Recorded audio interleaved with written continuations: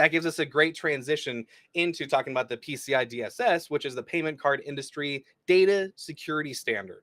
That's what that acronym stands for. So if you're processing payments online, or I guess in person, if you've got systems that deal with financial transactions or with credit cards, you're going to want to follow PCI DSS. You're probably required to follow PCI DSS. Exactly. So, and you said that's Payment Card Industry. What's DSS stand for? The Payment Card Industry Data Security Standard. Data security standard. So if you work in an industry that you're dealing with credit card information, you're probably familiar with this. But we wanted to take like sort of a different route in how we're going to show PCI DSS, right? That's because we've been talking a whole bunch about OpenSCAP and command line tools. That makes a whole lot of sense when you're talking about the STIG, because you could be working in an air-gapped environment. It may even be likely you're working in an air-gapped environment. What we have now is a demo of Insights compliance tool, which uses the same policies as OpenSCAP, but you can apply them through a nice web UI that actually lets you see what the policies look like and deal with, you know, like what's in compliance, what's not. And you can even remediate remotely through Insights. We're not going to go that far today because Insights remediation takes time, and it's really not, I just don't feel like it's a good use of everybody's time for today. But I am going to walk you through how to actually take a system, register it through Insights compliance, see that it's compliant, and, you know, maybe even go through and show you where you would make a playbook to mediate with. So in Insights, in the hybrid cloud console, we're going to go, and then this is console if you're not familiar. I have a system already registered, so I'm not going to go through and do that as well. But if we go to security in the listing of services, at the top of the list, I have compliance listed underneath Red Hat Enterprise Linux. Now, you're going to see OpenShift and Ansible have their own security sections. Make sure you're in this Red Hat Enterprise Linux heading at the top. So I'm going to go to compliance. And in compliance, the way the setup feels like there's a bunch of back and forth. So bear with me. First thing you have to do is actually make a policy. And you're going to see here, I've already got a policy defined. If you wanted to make one, you go to SCAP policies, click create a new policy. And basically what that's going to have you do is go through and say, what policy do I want to base my policy on? And do I want any exceptions to that policy? We've talked about accepting risk and that these things are out of scope for our use case. You can do that through the Insights Compliance UI, which is handy. I've got some stuff already applied here.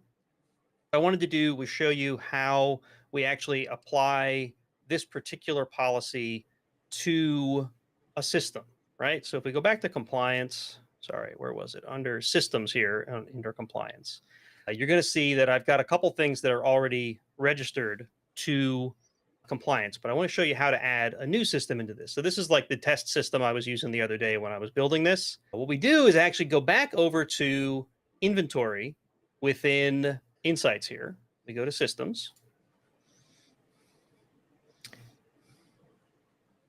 And inside of systems, we need to find the system I want to add here. So hold on, let me get this notifications thing out of my way.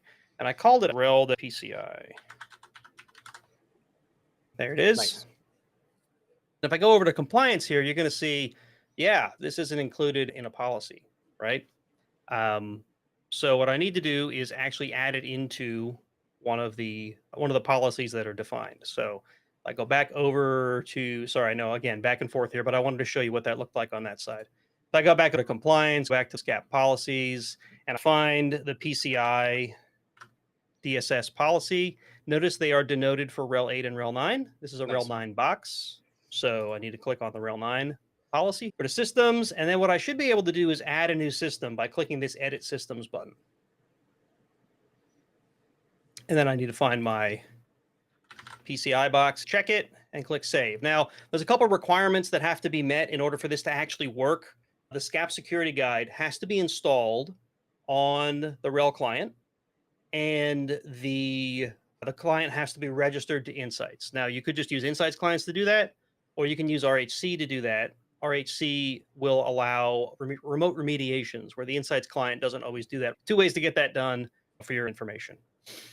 Once we have it registered and connected, we're going to see in systems, it says we've got RHEL PCI here.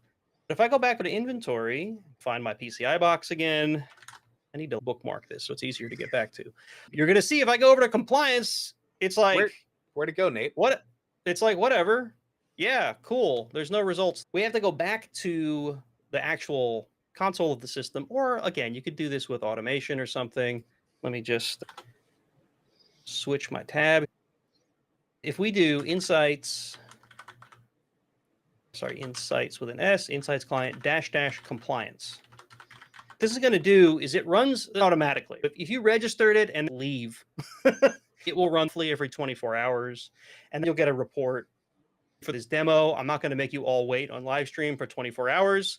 So I'm going to force it to run. And this is how you do that. Insights client -- compliance. And what this does is it runs the insights client, which would normally just build your normal system report and send it off to the hybrid cloud console so that insights can give advisor hits and whatever insights does.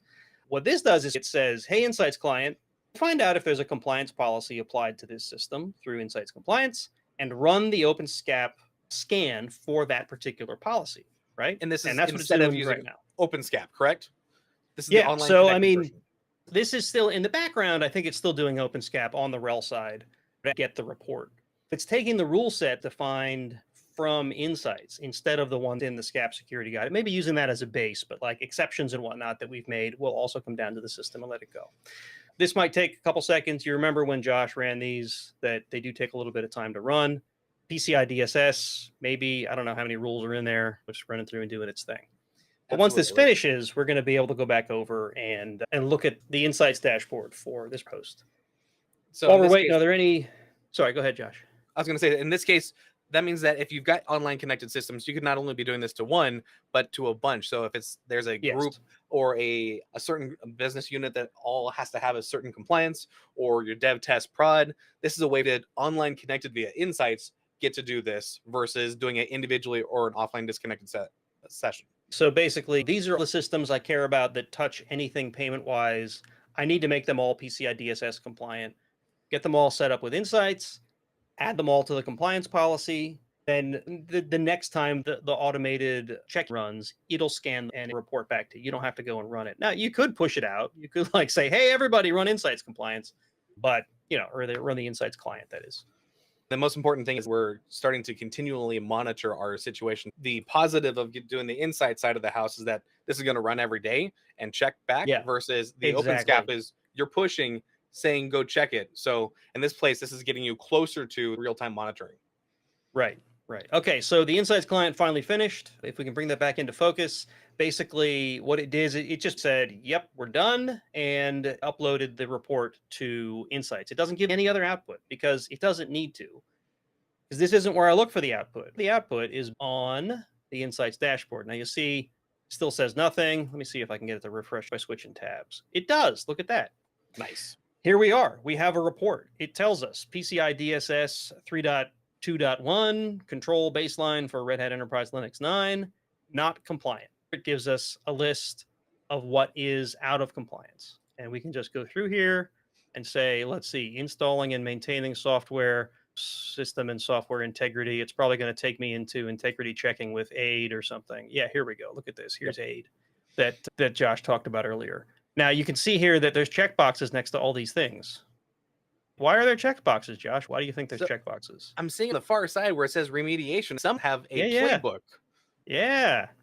So the cool thing is I could actually go to the top level here and say, like all those system settings, yes, I want to remediate those. You just check the whole thing and go click on the remediate button. And then this is where you would generate a playbook.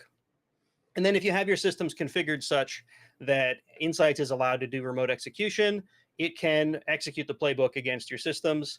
Or if you don't want to do it that way, it'll give you an Ansible playbook that you could then run on the systems yourself. So, and then of course, what that would do is get you closer to compliance in the same way that OpenSCAP did it in the automated fashion that Josh showed. I'm not going to do that because I think you understand how that works. Now, if there are other subjects or deep divings that you want to go through and see in the future into the terminals, we'd love your feedback, whether you're watching live or if you're going through and watching it after the live recording. Put a comment below. Let us know if there's a deep dive area that you have questions on. Yeah, the other quick thing here is, let's see, let's find PCI again here. I think, come on, search for the thing. Get the little thing out of my way. There we go.